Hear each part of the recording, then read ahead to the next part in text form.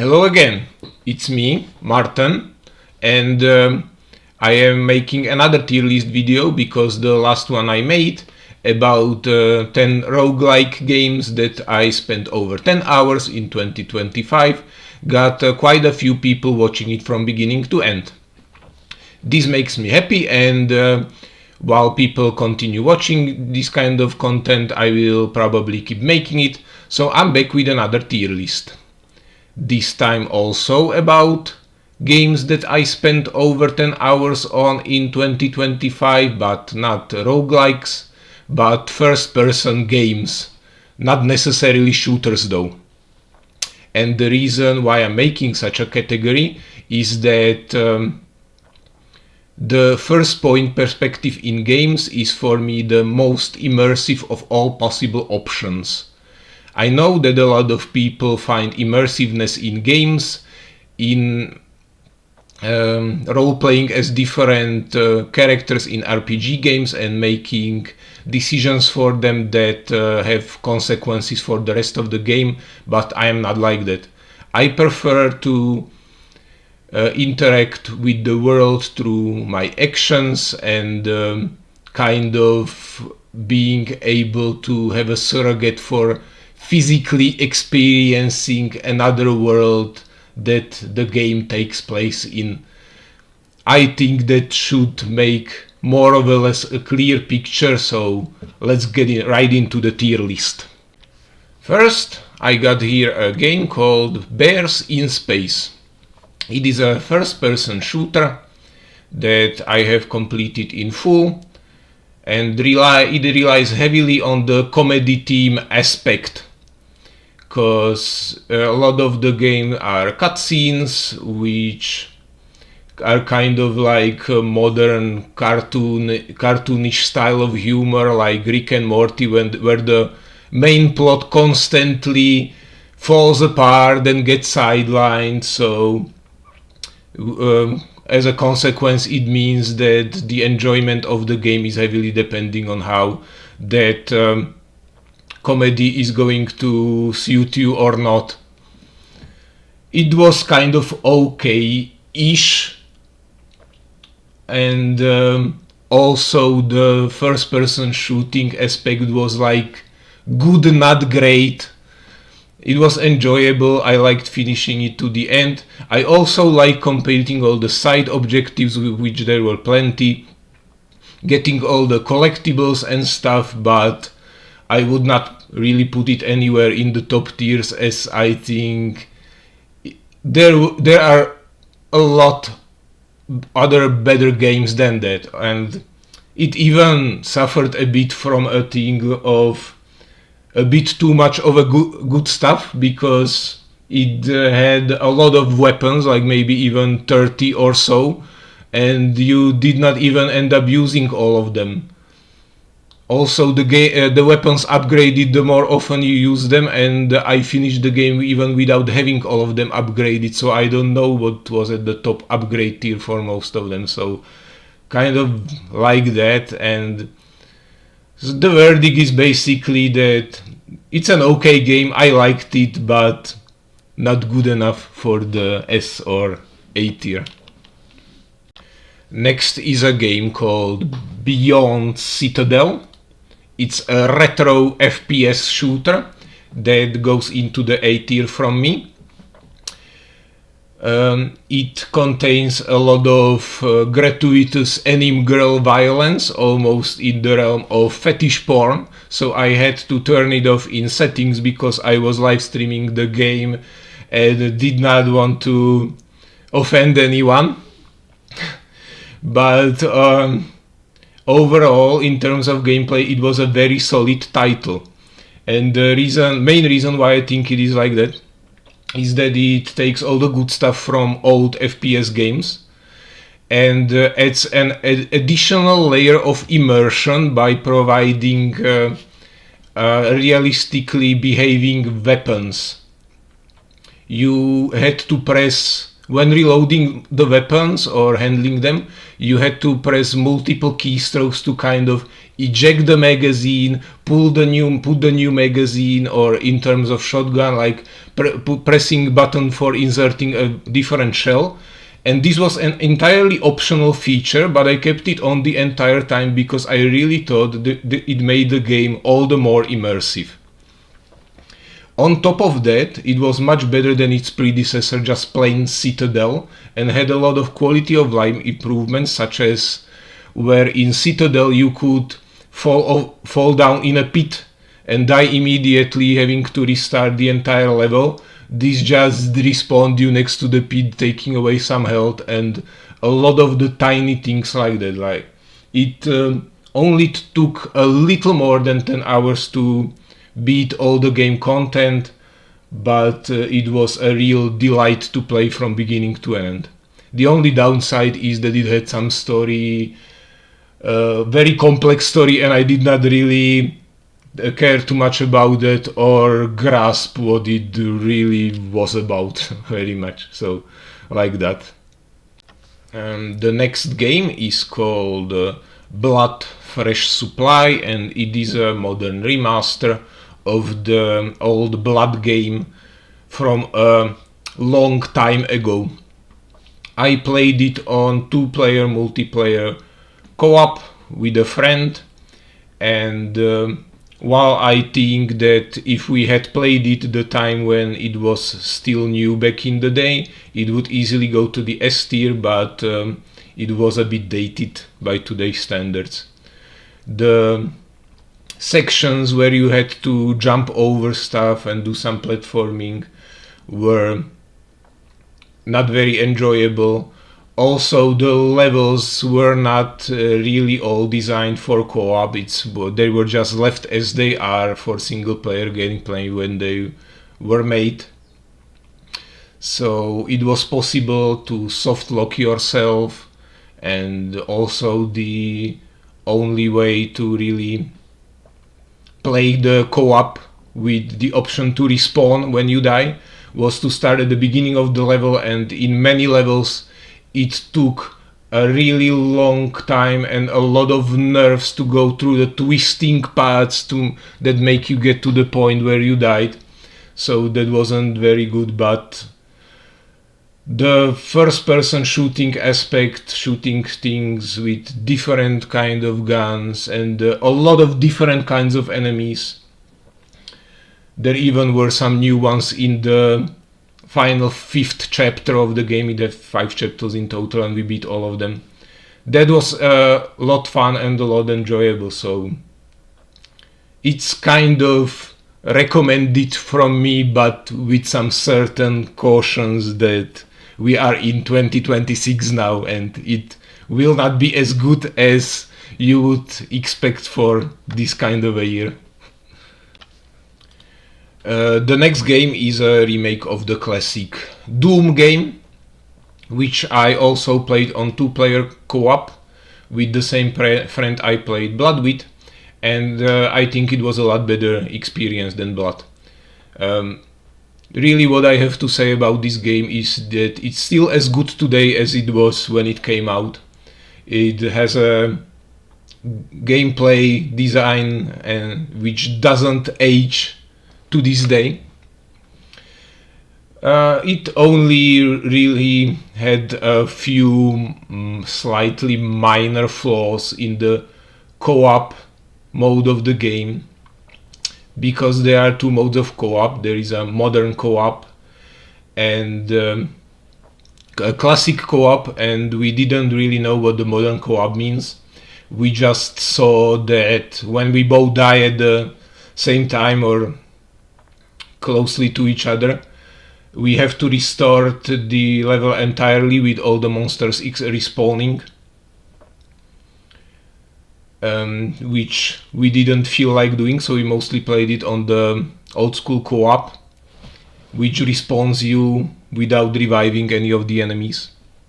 And it was even worse than it was in Blood, because the ammo did not respawn.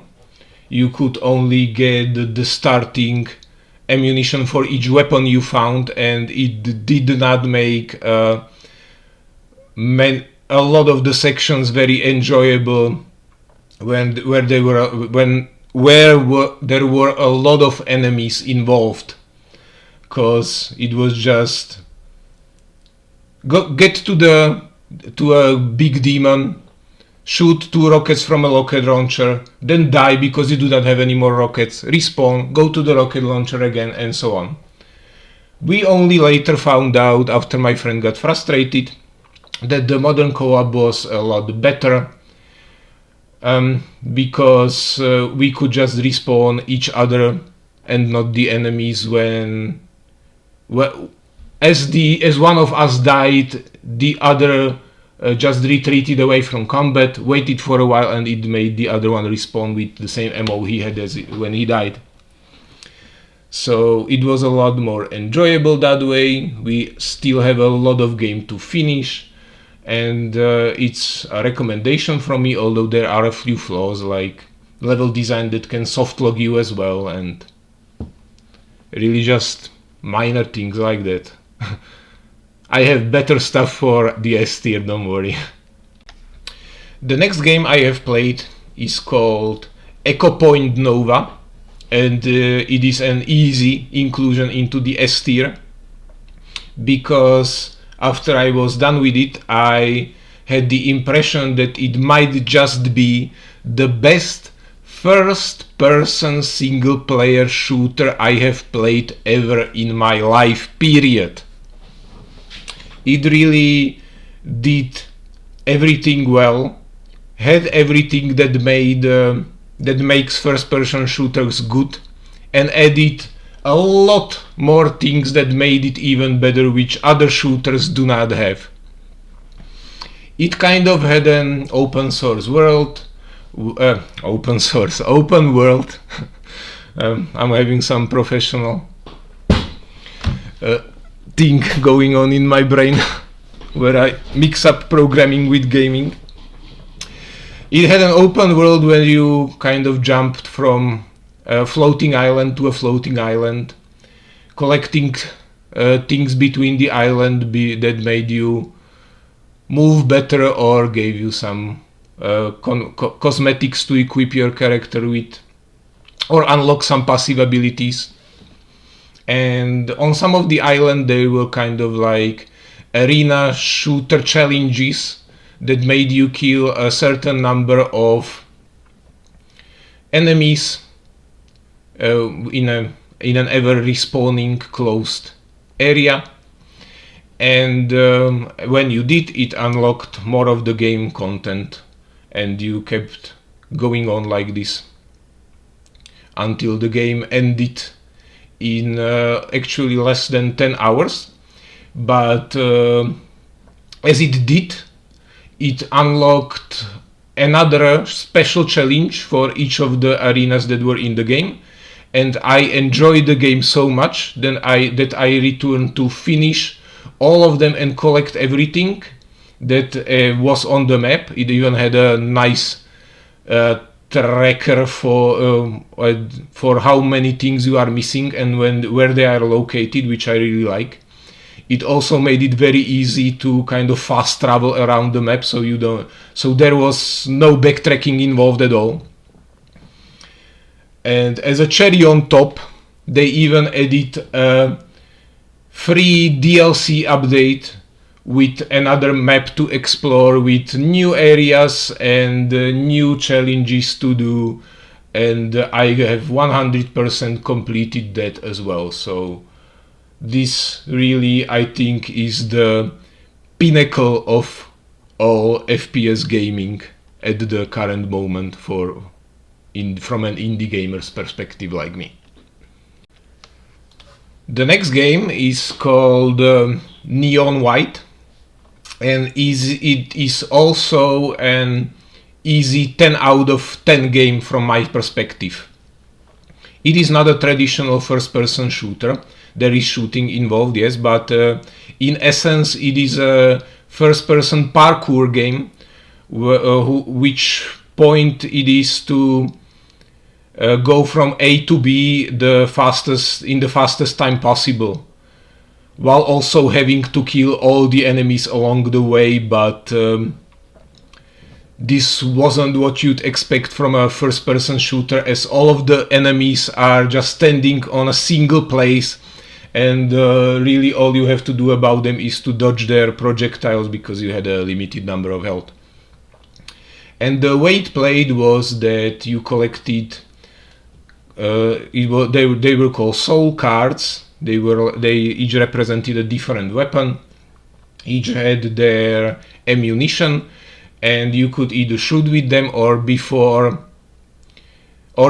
spending the entire clip of that weapon, you could just throw the card away and use it for its ability, which somehow affected your mobility through the level, like getting you another jump midair, or launching you upwards, or launching you downwards, or launching you in a horizontal way, as you would expect.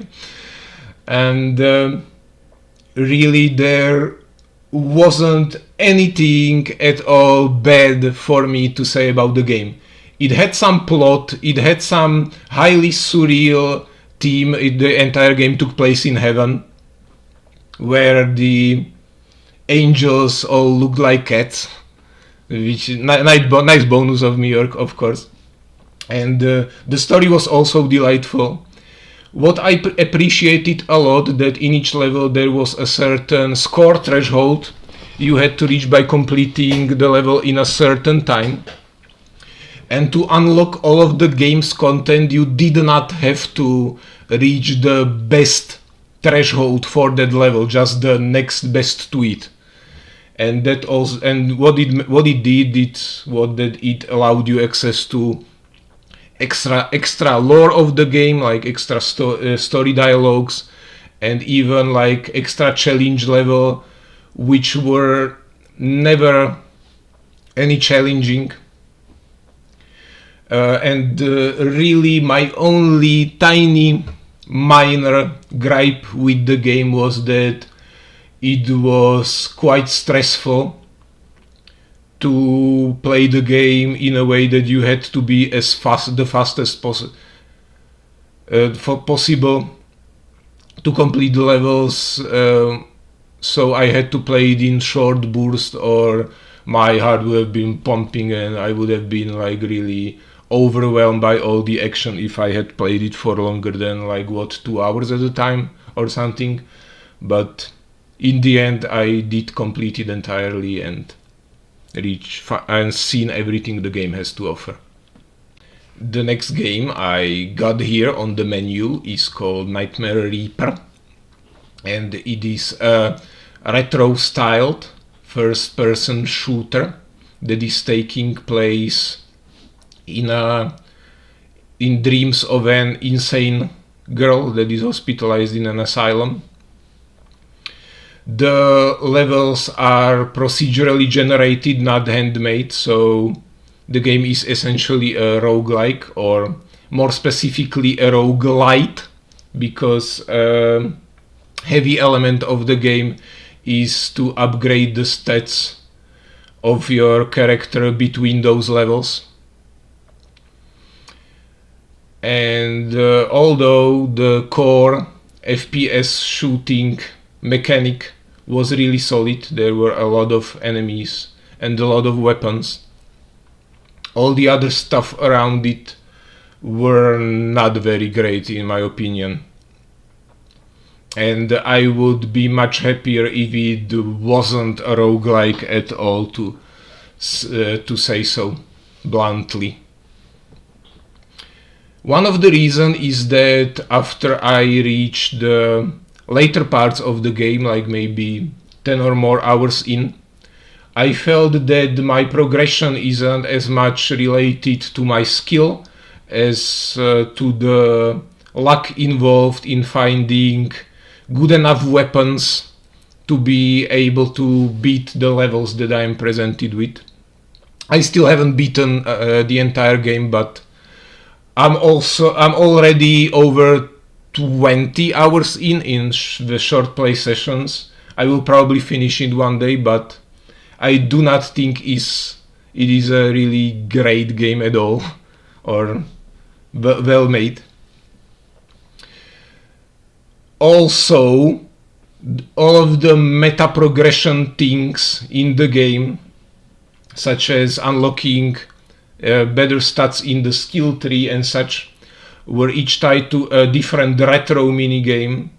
There were 2D platforming parts for the skill tree. Later, even some creature collector Pokemon kind of thing. And even some more later, some shoot 'em up minigame.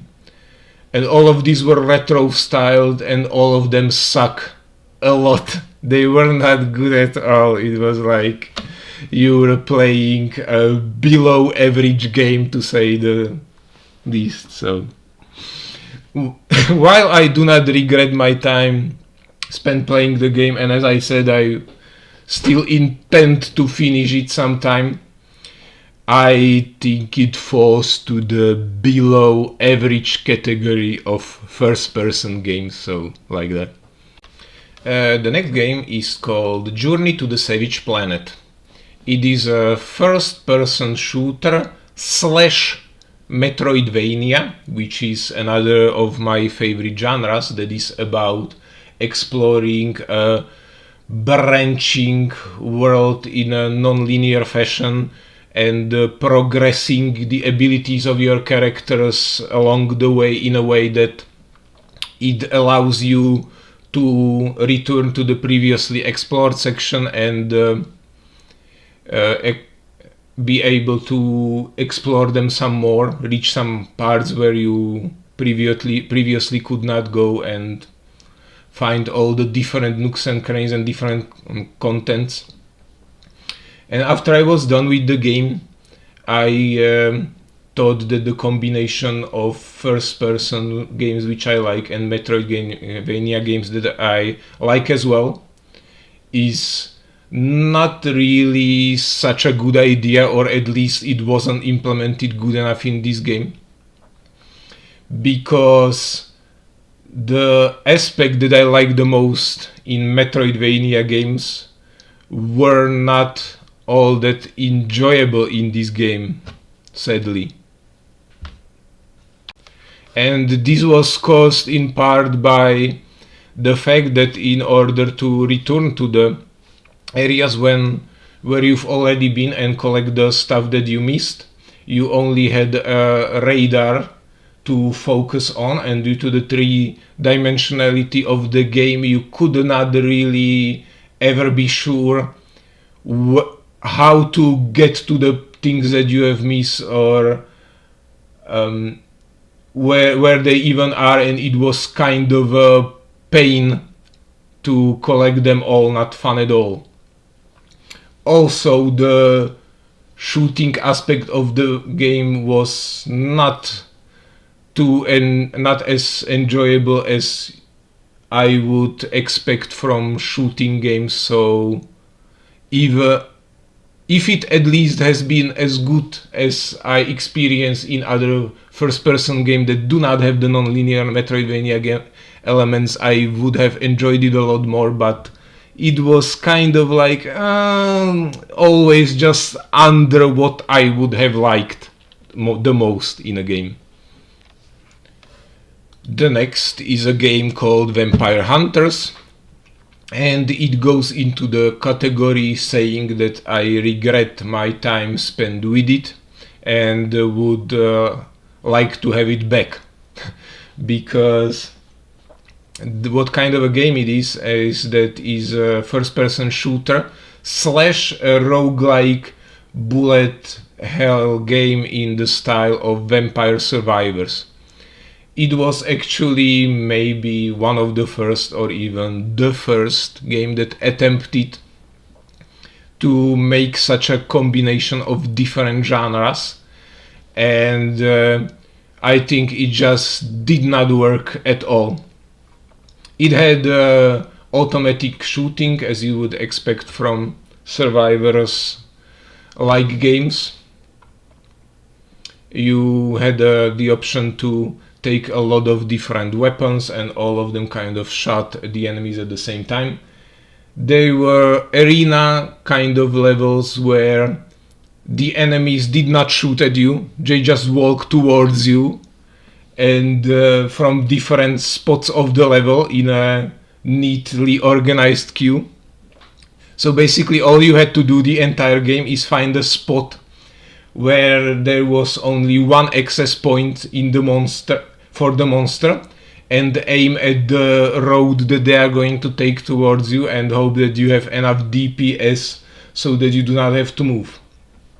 Occasionally you went into the fray to collect the experience they drop, because you might have had smaller range than where were they dying, and you also had to run to get some treasure chests that kept spawning around the map, and yes, even some health potions and bosses, stuff like that.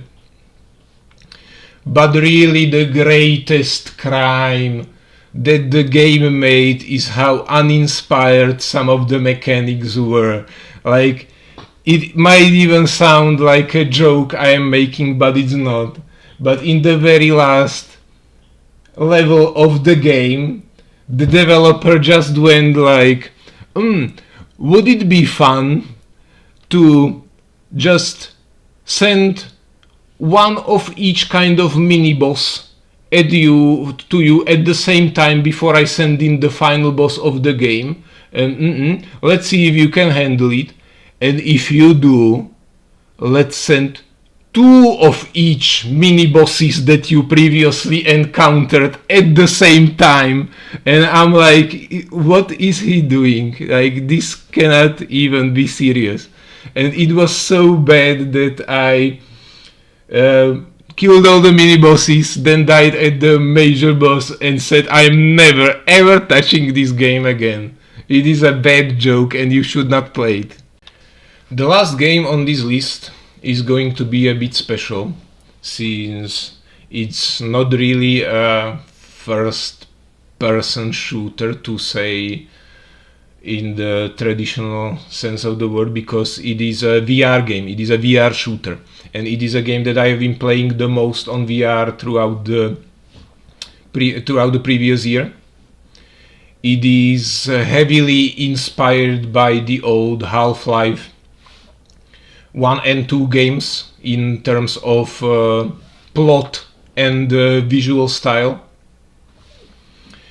It has some really modern gaming elements that are suited for VR, such as not having any inventory management or collecting ammunition for your weapons, but instead having constantly replenishing ammo, even health to some degree. It only automatically regenerated up to 50%, and just a few slots to carry one-use items and quest items like healing stuff and grenades, which I did not use because I don't know about you, but throwing grenades in VR shooters is not as exciting as it sounds. And I liked it a lot. It is definitely one of the better games I've played on VR. But what I didn't like is how frustrating the game was, especially during the boss fights, which they were quite plenty by the time I got to the point where I am in the game now. And all of them were just literal sweat and tears, because you had to move around vigorously and really carefully perform your actions, because even the slightest mistake could cause you to start the entire encounter again, and all the bosses were damage sponges. It was also made a lot more difficult by having two modes of transportation. One is a smooth that moves you like linearly, like in normal FPS games, and the other was teleporting around, as is utilized in most VR games of today. And I felt that to overcome these biggest challenges in the game, you had to utilize both of these methods of transportation and do them very well. Because if you had just used the teleporting movement mechanics, you would have been a sitting duck and they would have killed you very easily. And if you just use the smooth movement to move around the area with the boss, you would have moved too slow to be able to do it, because teleporting was much faster. So, a good game, very solid title, but I don't even know at which difficulty am I playing it, but it has parts that really require you to show some mastery over the gaming mechanics, and for a VR game it was really taxing and exhausting, which is a good thing to some degree because you want some exercise when you're playing VR games, but I like my games a bit easier and more casual than this. I'm just going to let you look at the video a bit more.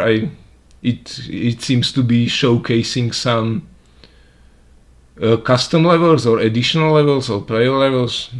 It seems like that I don't even know what it shows. I mean, I haven't seen any of this content in the time I've played it, over 10 hours. So yeah, those are community levels. So yeah, apparently the game really has a lot of content and a lot of dedication from the development team, which is unseen in VR games, which usually do not have very high of a budget. So hey, it's if you have a VR headset and like shooter games, then go and have it. It's a no-brainer. So that's all the games for today. Thank you for watching, and just like in the last tier list video, I will keep looking at how long are you watching it, and choose accordingly to whether I should keep making these videos or not, because as I already mentioned, it only makes sense to me if I'm not just a weird guy who is talking to himself on the internet. So if you have any particular wishes about what should make a tier list next, or what kind of content would you like to hear from me, maybe even a more close-up look at one of the games I talked about, or even some other game, I don't know, just let me know what comes to your mind. And I will try to do my best to make some creative content, hopefully. So that's it. Keep the likes coming, I appreciate them, and hopefully see you around next time. Bye.